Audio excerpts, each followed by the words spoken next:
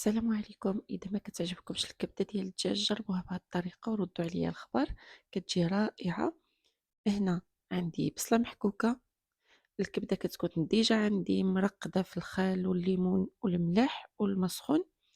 كنزيد الحامضه مصيره غير اللب، الثومه والربيع. عندي بزار، شويه السكنجبر، شويه الخرقوم. عندي راس معلقه ديال المعطاد، شويه د الملح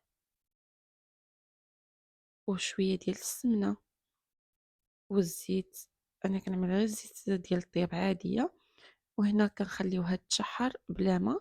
هنا من بعد ما تشحرت مزيان كنزيدو عليها الحامض والزيتون. وهذا هو الشكل النهائي. كنتمنى تجربوها وتعجبكم. ما تنسونيش بالاشتراك ولايك.